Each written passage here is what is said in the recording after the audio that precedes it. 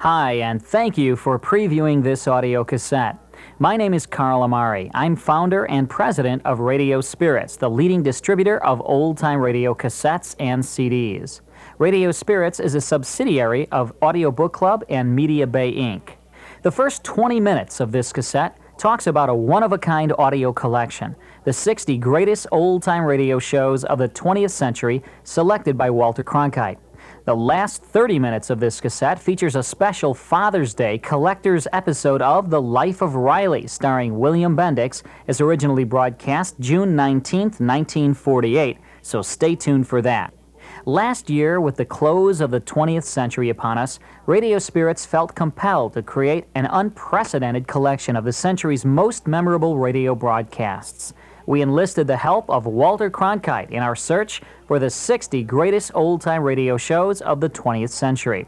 Here's what Walter Cronkite has to say about this endeavor. This is Walter Cronkite, inviting you to join me on a trip back through the greatest radio programs of the 20th century. The 1930s and 1940s were the golden age of radio, a magical era when Americans for the first time shared information and entertainment each night. It was a ritual that helped transform a diverse population into a unified nation. Families, friends, co-workers, and strangers from Maine to California tuned in to hear Will Rogers, Eddie Cantor, and Al Jolson. For the first time, they shared common experiences that spanned a continent. Americans laughed together listening to George Burns and Gracie Allen, Bob Hope and Bing Crosby, and Edgar Bergen and Charlie McCarthy. We celebrated our holidays listening to the annual Christmas programs of Jack Benny, Grand Central Station, and the Great Gildersleeve. Children across the country listened to the imaginative fairy tales of Let's Pretend, and they looked up in the sky as they heard Superman take to the airwaves. Millions of Americans tuned into those thrilling days of yesteryear on the Lone Ranger, Gunsmoke, and Have Gun Will Travel. Radio has correctly been called the theater of imagination. Listeners were essential partners in the creative process on programs like Suspense, Lights Out, Inner Sanctum, and Quiet Please. Horror and suspense reached new levels of imagination in radio scripts like Lucille Fletcher's Sorry, Wrong Number, Arch Obler's Catwife, and Willis Cooper's The Thing on the Forble Board. As the announcer said, the shadow was never seen, only heard. Perhaps only emerging from the ethereal radio waves would an invisible crime fighter have seemed so believable.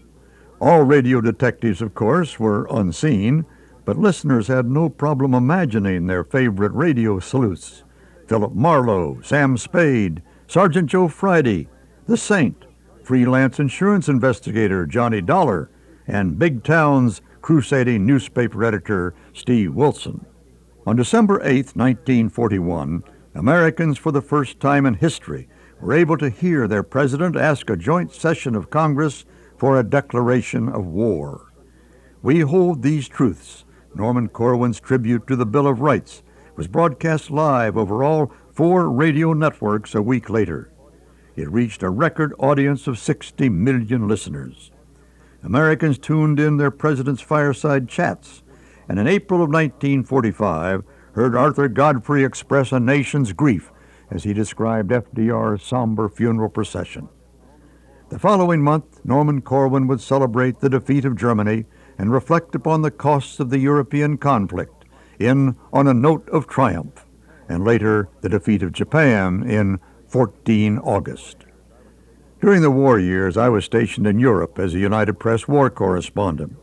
I learned firsthand of the importance of radio programs and radio stars in maintaining the morale of our troops. The Armed Forces Radio Service provided an intimate reminder of the home front and our nation's commitment to our soldiers with programs like Mail Call, Jubilee, and Command Performance. On broadcasts like Dick Tracy and B Flat, America's biggest stars donated their performances to entertain our troops.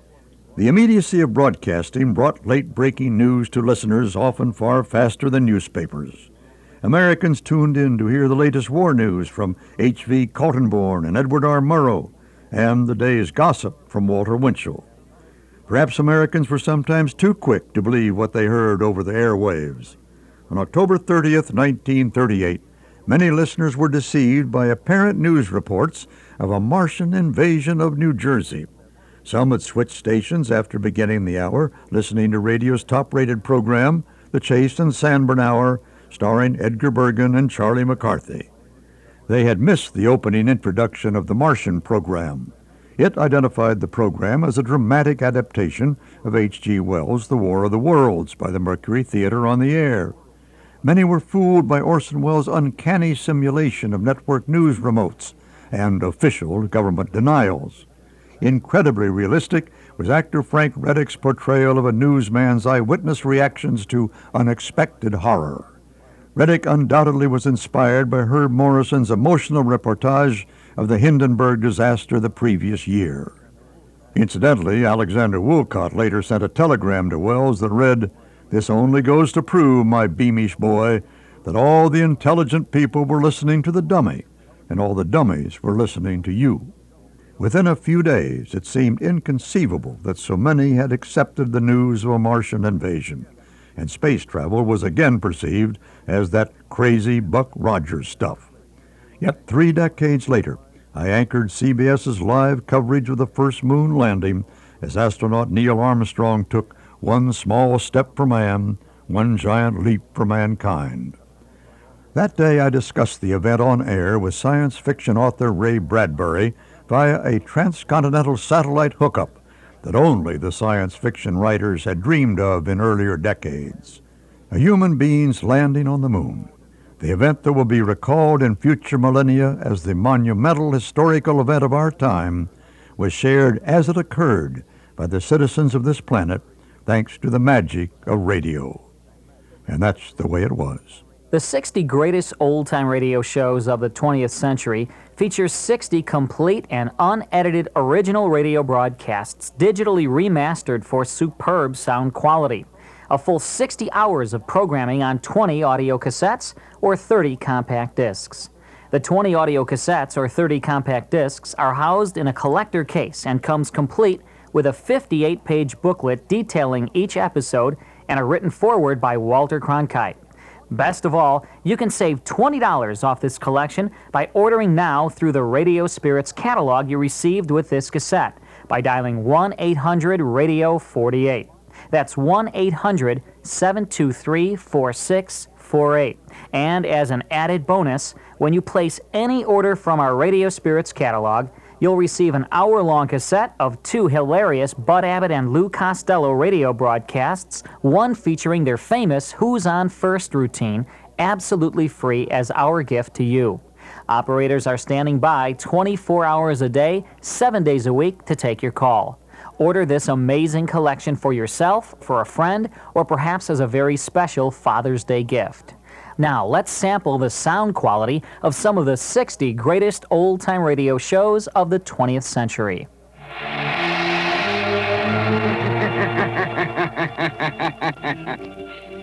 Who knows what evil lurks in the hearts of men? The shadow knows. But we can't find a single explanation. May I make a suggestion, Admiral? What's that? Don't bother to try and see where I am, gentlemen. You can't see me. Well, who are you? I am the Shadow. A shadow? You're that invisible man who's always helping the police? Quite right, sir. I do have the power of invisibility to conceal my being and my motion. Can you help us solve this mystery of the graveyard of the Pacific? I think that possibly I can, gentlemen. Just a moment. George Burns and Gracie Allen. Gracie, if only the world would recognize my singing voice. Well, it does, George. Everyone recognizes your singing voice. Really? Well, sure. It's after they recognize it that the trouble starts. If for some reason my voice just doesn't seem to sell. Oh, lots of people think it does. Think it sells? Oh, sells! This is the Man in Black, here to introduce Columbia's program, Suspense. Sergeant Martin speaking. Police Department, this is Mrs. Stevenson, Mrs. Albert Smythe Stevenson of 53 North Sutton Place. I'm calling up to report a murder. I mean, the murder hasn't been committed yet, but I just overheard plans for it over the telephone. over a wrong number that the operator gave me. I heard their plans distinctly. Two men were talking, and they were going to murder some woman at 11:15 tonight. She lived in a house near a bridge. What is your name, ma'am? Mrs. Stevenson, Mrs. Albert Stevenson. And your address? 53 North Sutton Place, 53 North Sutton Place. That's near a bridge, the Queensboro Bridge, you know, and we have a private patrolman on our...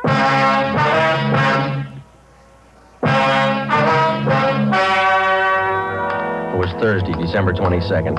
It was cold in Los Angeles. We were working the night watch out of homicide. My partner's Ben Romero. The boss is Thad Brown, chief of detectives. My name's Friday. I was on the way into work, and it was 3:55 p.m. when I got to room 42. Homicide. We offer you escape. Two of them got in. Let's go after them. We didn't have to go after them. They came at us. I leaped to one side and grabbed a marlin spike, swung, and smashed one in midair. No! I whirled to see Louis with the other. It had ripped his hand open, and the blood was pouring all over the place. He held his hand aloft and kicked at the snarling rat. I stepped and swung and got him. My hand! Blood! Look at it! My blood! I bleed! Have gun. Will travel. If you don't, then I'll be forced to shoot you. Either way, I lose, huh? Either way. Then I think I prefer being shot. Stop! Give me the gun. Miles, help me! Give it to me. Oh! Right now, take the gun. Miles! You shot me. Miles! The Adventures of Philip Marlowe. I closed up my office early. I got tired of reading Philip Marlowe, private investigator, backwards on the ground glass of my office door. There was a rough desert wind blowing into Los Angeles that evening. It was one of those hot, dry Santa Anas that come down through the mountain passes and curl your hair, make your nerves jump and your skin itch.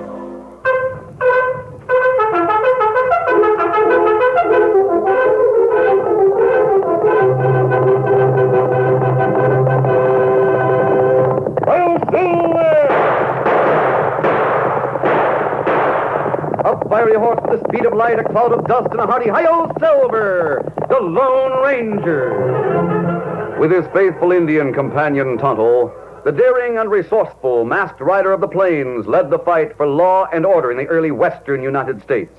Nowhere in the pages of history can one find a greater champion of justice. Return with us now to those thrilling days of yesteryear. From out of the past come the thundering hoofbeats of the great horse Silver. The Lone Ranger rides again. Come on, Silver! Let's go, big fellow! Hi-yo, Silver! Ahoy! From Hollywood, it's time now for... Johnny Dollar. This is Orrin Vance. Orrin Vance? Yeah, you sent me up to Ossining 7 years ago, you remember? Huh? Oh, yes, I think I do. You know, I thought a lot about coming out and killing you, Dollar. Mm-hmm. But instead, I'm going to do you a favor. Yeah? Yeah. I think maybe you and I can work out something. You know, this sounds like double talk to me. Don't you give me any routine, Dollar. I heard 'em all. I'm calling you with information about the Todd case. Todd? I don't remember. Well, look it up. It cost your company $75,000. Hey. Hello? Vance?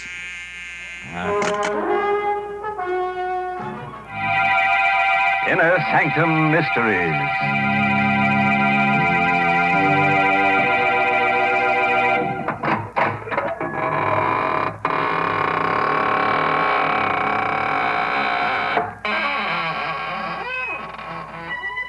Good evening, friends of the Inner Sanctum. This is your host to welcome you in through the squeaking door. We're having a party tonight for two of my favorite corpses. I call them Romeo and Juliet. They're newly deads, you know. Yes. Tonight, Dimension X presents The Martian Chronicles.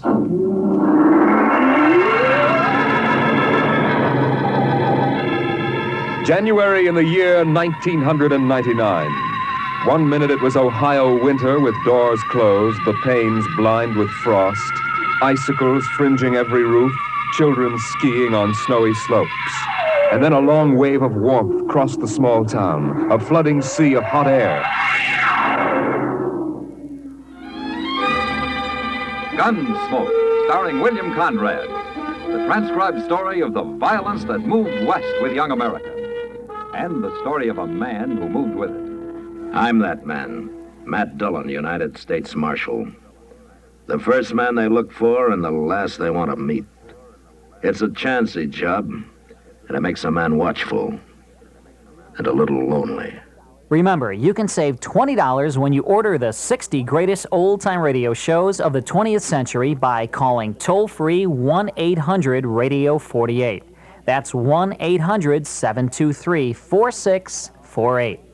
And now, as our tribute to fathers everywhere, here's The Life of Riley starring William Bendix.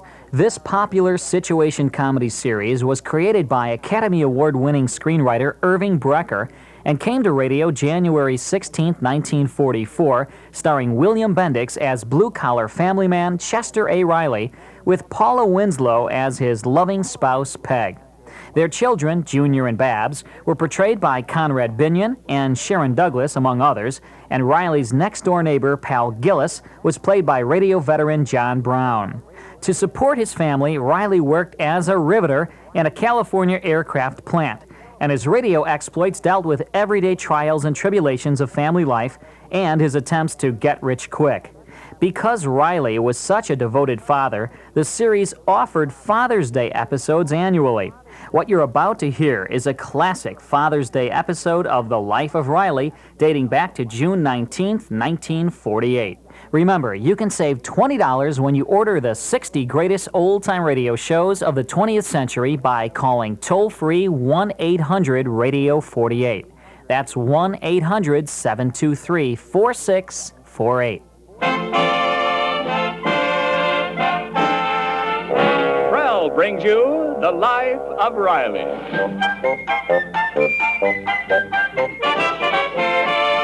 Prell, the shampoo that removes unsightly dandruff in as little as 3 minutes and leaves hair radiantly clean, radiantly lovely, presents The Life of Riley with William Bendix as Riley.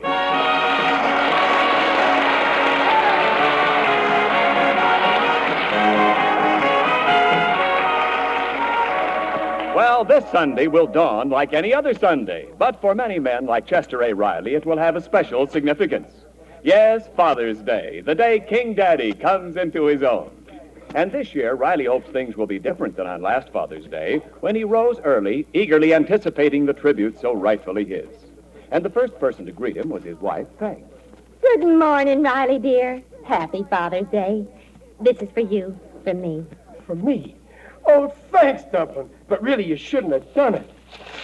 What? Handkerchiefs, just what I needed. Do you like them? They're the extra large size. Perfect for my nose. Oh, thanks, Dublin. You're really sweet. Well, you deserve it, dear. After all, you are a father. Yeah, but I owe that all to you. And then, a little later... Good morning, Daddy. Happy Father's Day. Here's a little something for you. For me? Oh, Babsy, you shouldn't have done it. Now, let's see what you... Oh, Babsy, darling, just what I needed, a mahogany lunchbox. Daddy, it's a cigar humidor. Oh. Well, it's really beautiful, honey. Boy, if I was a cigar, I'd love to lay in here. And finally, Riley was greeted by his son and heir, Junior, who said... Hello, Pop. Goodbye, Pop. Oh, Junior, you shouldn't have... Wait a minute, Junior! Come back here. What's the matter, Pop? I'm in a big hurry. Well, didn't you forget something, Sonny dear? Forget? Forget what? Junior, you know what day today is today? Huh? Today? Yeah. Oh, yes, of course. I almost did forget. I'll go get it now. Oh, well, that's fine. Hey, Junior, can you give me a little hint what it is? Well, you know, gopher poison. I'll get you a pint. Junior, you know I never touched this thing. Gopher poison? Well, you told me to be sure and get gopher poison Sunday because you need it for the backyard. I'll be right back. Wait, Junior, I'm going with you. A lot he thinks of me. All year long, I slave for him, and on Father's Day, he buys drinks for a strange gopher.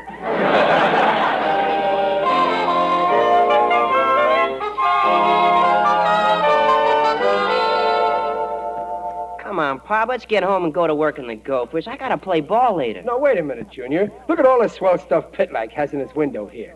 All men's stuff, too. I wonder why. Well, it's a haberdashery, that's why. He only sells men's stuff.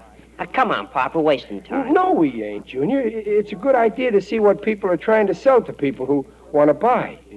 Someday you might want to buy something like that red bathrobe there with the blue dragon. Only $12.63. What a beauty. Me buy stuff in here? On my income, 30 cents a week? Well, so what? It means a lot to people when someone they love remembers them. And it ain't the principle, it's the gift that counts. Yeah, that's right. Mom sure was happy with the chocolates I gave her on Mother's Day. Yeah, she sure was. But of course, your mother ain't the only one in the family you love, is she? Oh, of course not, Pop. I love you, too. Well? But you don't expect me to buy you a gift on Mother's Day. No, of course not. But as the saying goes, every dog has his day.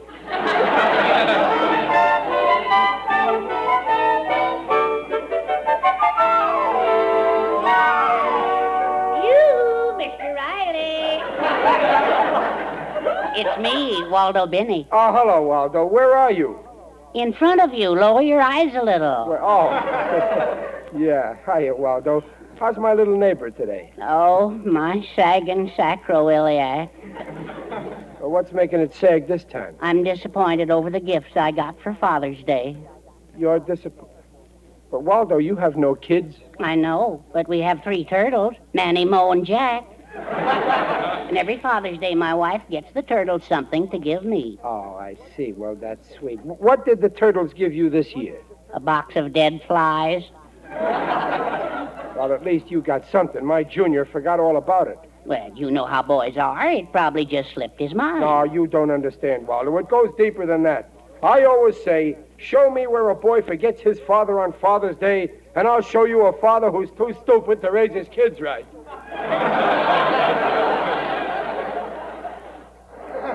Come now, I wouldn't go that far. I wouldn't get into a pet about it. I'll go even further. To my son, I'm nothing. Father's Day.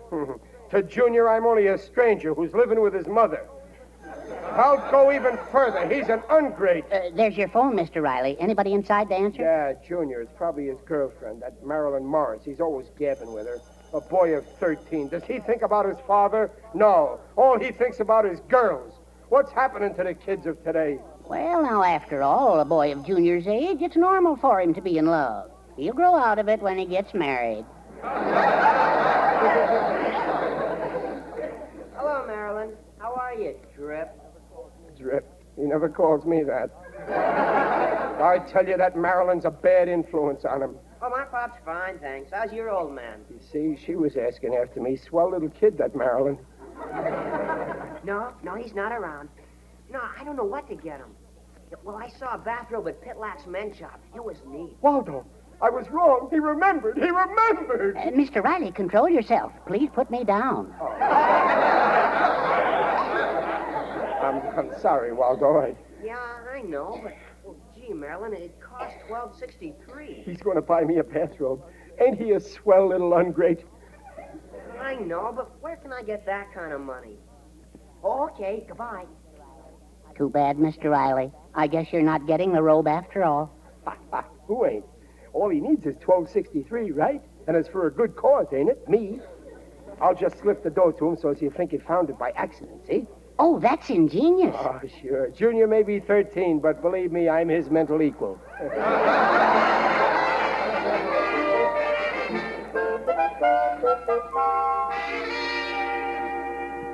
Feeling good, Riley? Yes, sir, and how? Oh, that sure was a nice dinner we had for lunch. Yes, sir. Oh, Junior, darling, please go look in my tobacco jar. I want to smoke my pipe and kill off the smell of that gopher poison. Well, I'll look for you, Daddy. No, let Junior do it. Well, where is it, Pop? It's, Here. Hey, look at all the money in here. Money? You don't say. Well, I declare. How much? Well, I'm counting it. It's $10, $11, $12, and 62 cents. 63 cents. Well, yeah, here's another penny. such an odd amount. Is it yours, Riley? It's your tobacco jar. Now, you know I don't smoke money. So it can't be mine. Anyway, the law says finders, keepers. Congratulations, Junior. Oh, well, Pop, it's your tobacco jar, so that makes it yours. Here, take it. Junior, I'm ashamed of you trying to cheat your father into that money. You keep it. Babs, is it yours? Why, no, Mother. I wish it were. Junior? Gosh, no. Riley, are you sure you didn't put it there? Now, why would I do that? I tell you, it ain't mine. Well, then it must be mine. Hand it over, Junior. What a revolting development this is.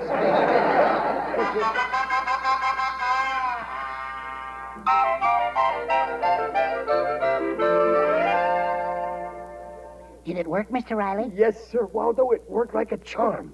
I took the 1263 that you lent me, I slipped it into Junior's coat pocket, and then I spied on him. Oh, I'm all goose pimples. And when he found it, he beat it right down to Pitlack's men's store. Oh, that's just splendid. But what if the boy catches us here in his room? Oh, he won't. Now, let's see, maybe under the bed. Yeah, here's the box he brought home a while ago. What a loyal son. I'll bet he got you that bathrobe. Oh, he shouldn't have done it. Now, let's make sure that he did. Hurry, Mr. Riley. Yeah, I'm getting it open. Oh, boy. It's a red one. With a belt and sleeves, too. And a blue dragon. He remembered, Waldo, out of a clear sky. Better put it back before you get caught snooping. No, he's playing baseball. Oh, I gotta try it on. I want to see if it looks as good on me as it did on the dummy in the window. Oh, Waldo, get a load of me and my boy's present. Oh, what a wonderful feeling. Mr. Riley, I heard something. Take off that robe. No, let me grovel in it for a while. Junior, are you home? Who's that? Oh, it's you, Mr. Riley. Oh, hello, Marilyn. Waldo, this is Marilyn Morris, Junior's little girlfriend. I beg your pardon. Junior's fiancée. Excuse me, Junior's fiancée. Junior ain't here, Marilyn. So I see.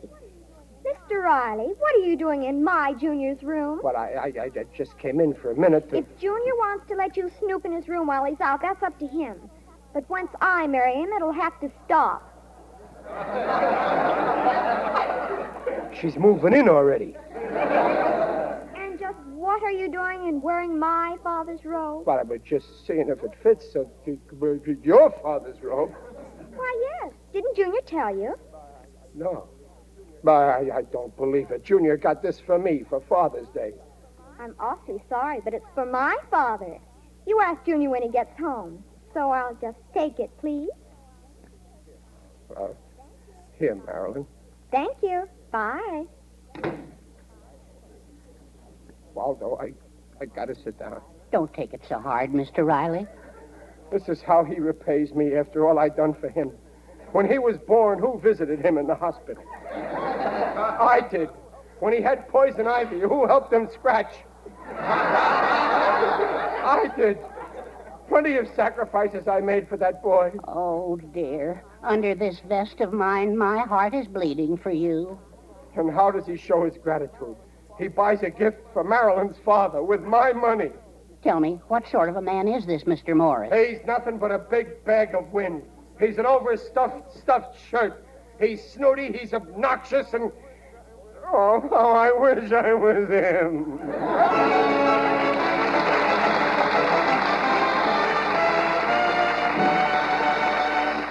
We'll hear the second act of The Life of Riley in a moment. It's Tops on the Shampoo Parade. It's P-R-E-L-L Pro Shampoo. Yes, Prell, Procter & Gamble's Radiant Cream Shampoo in the handy tube. Prell's a shampoo hit for two reasons. First, Prell leaves hair more glamorously radiant than any soap shampoo because Prell can't leave a dulling soap film. Prell leaves hair radiantly soft, smooth, easy to manage. Second, Prell removes embarrassing dandruff in as little as 3 minutes. Doctors' examinations proved it. In most cases, even stubborn dandruff was controlled by 2 Prell shampoos a week. And Prell goes farther than any other known shampoo. It's concentrated for economy. So try the shampoo in the handy tube. Ask for Prell. P-R-E-L-L Pro Shampoo leaves hair radiant, gleaming bright. Not a bit of dandruff is in sight. Comes in a tube, handy too. P-R-E-L-L Pro Buy Prell shampoo.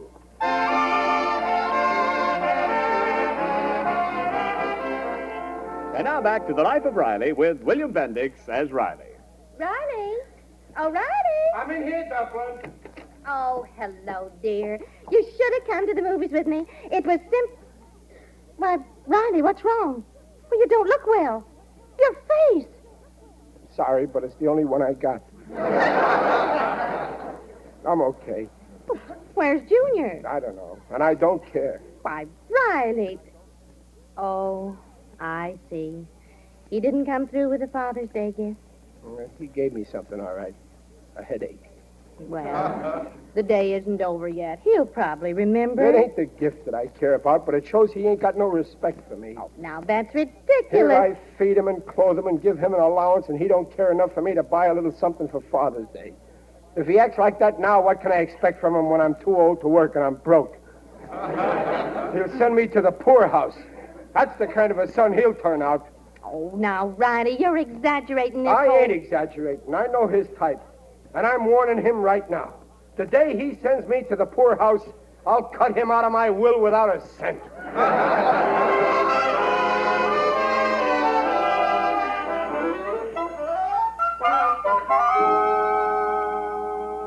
It's a very nice robe, Marilyn. You really think so, Mother? Junior selected it for me. I gave him the money. But your father can't use 2 robes, dear. But I didn't know you were getting him one, too. Now what'll I do for a gift? You can give your father one of the presents your brother got for him. He got 2, a pipe and pipe rack. And you can return this robe to Pitlax. I have a better idea. I'm afraid Junior isn't going to get Mr. Riley anything for Father's Day. He was broke this morning. Oh, that's a shame. Mother, maybe I ought to send this to Mr. Riley and let him think it's from Junior. Well, you paid for it, dear, but don't you think... I'll do it. I might as well face it. Mr. Riley is my future father-in-law.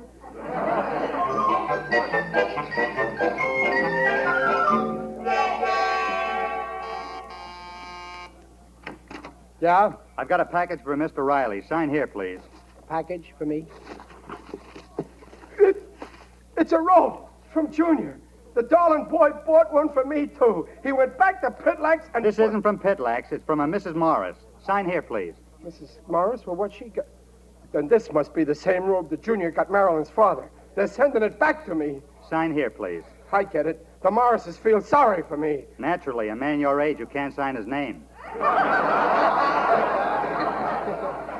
They took pity on me because Junior forgot me. Sign here, please. I may be drafted any minute. Well, they ain't getting away with it. I'll show that, Morris. I don't want no second-hand leftover presents for Father's Day.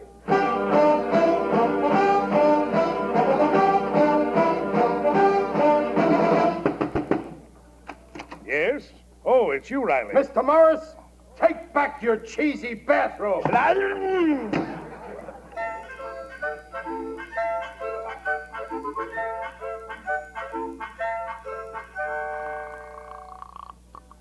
Hello? Pitlack's men's shop. Mr. Pitlack, this is Waldo Binney. You had a red bathrobe with a blue dragon in your window. Oh, that one is sold. But I have an exact duplicate, which is also just like it. Oh, fine. Charge it to me, but deliver it immediately to Mr. Riley, 1313 Blueview Terrace. Yes, sir. And put in a card to Pop from Junior.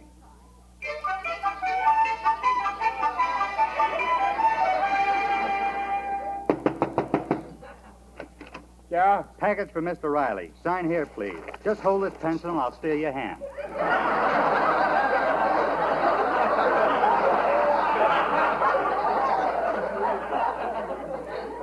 Yeah, sure. Wait a minute. Wait a minute. This looks like... I thought so. That bathrobe is back again. That Morris, he won't take no for an answer. Well, I'll fix him.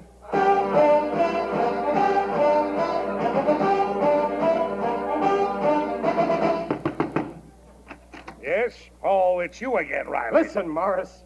In case you didn't get me the first time, I don't want this bathrobe. Riley? Here!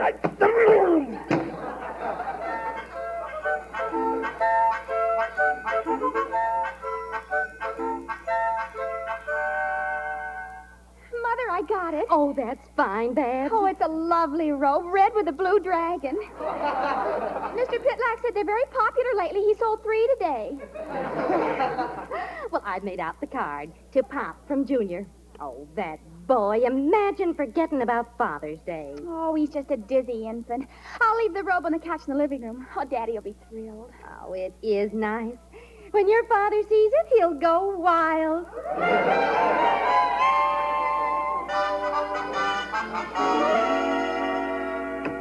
Hey, Peg. Babs. Peg, where... fine thing. Nobody even... Good. What's this? Again with that bathrobe. It keeps coming back like an itch. That Morris. Now he's breaking in my house to make me take it.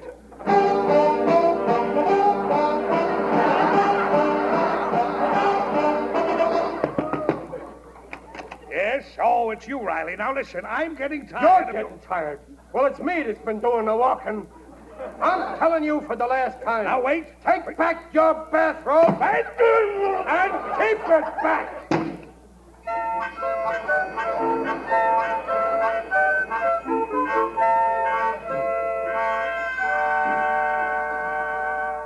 Oh, I gotta rest. I'll stretch out on the grass here. Oh, I'm dead. If you can say it, then there's no truth to it. Who's that? It is I, Digby Odell, the friendly undertaker. Oh, hello, Digger. Greetings, Riley. You're looking fine. Very natural. I didn't see you. I had my eyes closed. You never look better, believe me. Digger, ain't you in the wrong park? No. This is strictly social. I'm on my way to the weekly meeting of the UEPNBS. UEPNBS? The Undertakers, Embalmers, and Pallbearers Nature Boy Society.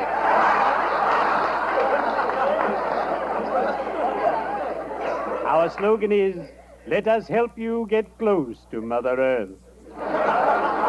Care to come along? No, not the way I feel now. I got troubles, Digger, on account of my kid. Ah, yes, children can be a problem. Yesterday, a gang of scurrilous scamps stole a sign from a cigar store that had a special Father's Day sale. And then they hung it on the door of my business establishment. Oh, I was furious. Why? What did the sign say? Let us save you all the fuss and bother. We'll be glad to deliver a box for Father.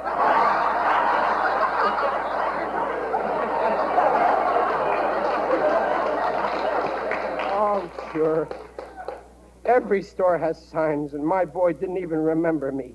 I tell you, the kids of today got no respect. Oh, that isn't true of my offspring.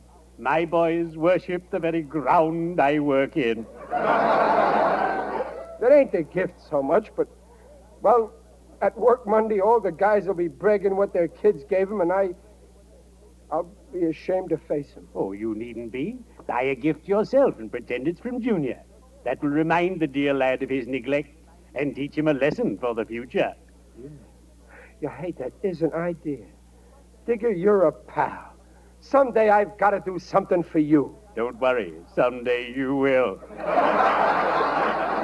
Well, cheerio. I'd better be shoveling off.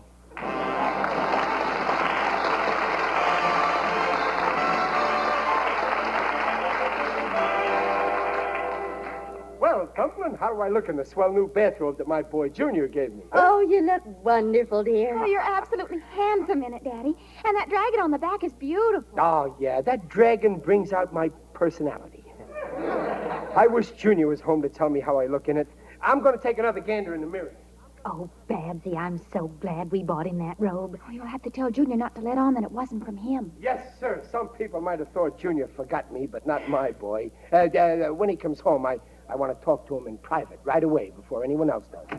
Good evening, one and all. Well, come right in, Waldo. You're just in time to see me and my Father's Day present. Wonderful, wonderful. I see they delivered.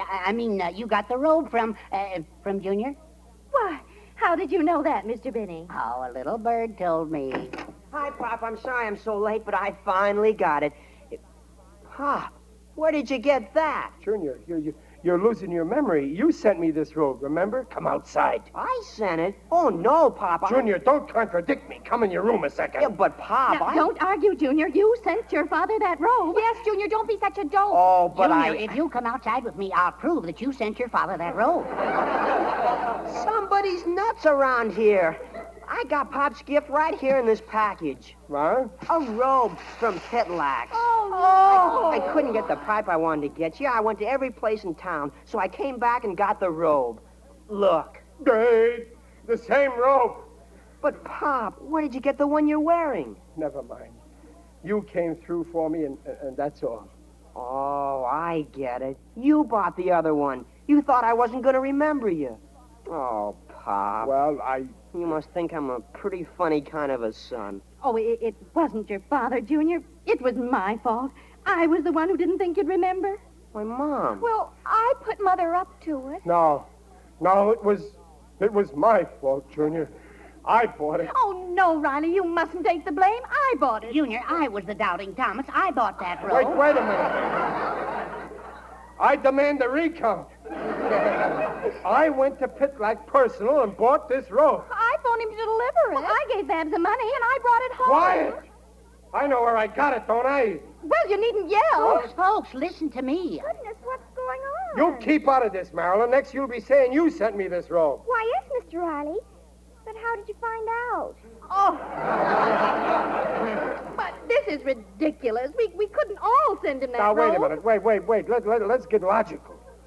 There's only 2 robes. Junior bought one, and I bought one. 2 robes. Get it? 2. Where's that idiot, Riley? Oh, here you are. Now, just a minute, Listen, Morris. you big baboon. Take back your blasted bathrobes and keep them. Here. Here. And here. And stop hounding me.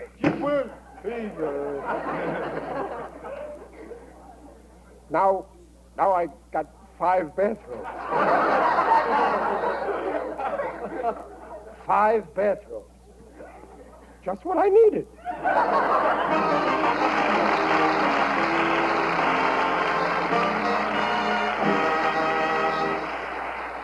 The Rileys will be back in a moment. For hair that's groomed well, it's Marvelous Prell, Procter & Gamble's Radiant Cream Shampoo in the tube. From Hollywood, California, Mrs. E.N. Green writes, My hair is very dry and fine-textured and has always been hard to care for. But Prell leaves it so manageable, looking so clean and radiant. I'm really sold on wonderful Prell. You'll be sold on Prell, too, once you see how radiant Prell leaves hair, how quickly it removes unsightly dandruff. You'll sing about Prell. P-R-E-L-L Prell shampoo leaves hair radiant, gleaming bright. Not a bit of dandruff is in sight. Comes in a tube, handy too. P-R-E-L-L Prell shampoo.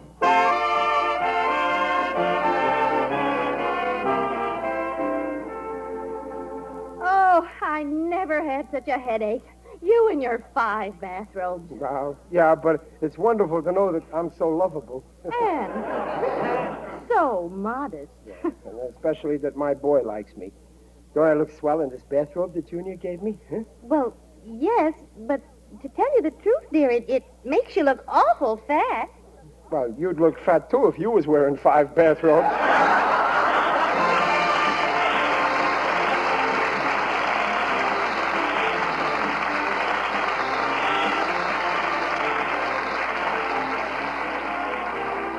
Procter & Gamble invite you to join us again next week to hear The Life of Riley with William Bendix as Riley. The script is by Reuben Schiff and Alan Lipscott. Mrs. Riley is Paula Winslow. Digger Odell is John Brown. The Life of Riley is produced by Irving Brecker. Happy Father's Day, everybody. And now, stay tuned for that swell show with Ralph Edwards, Truth or Consequences. Good night.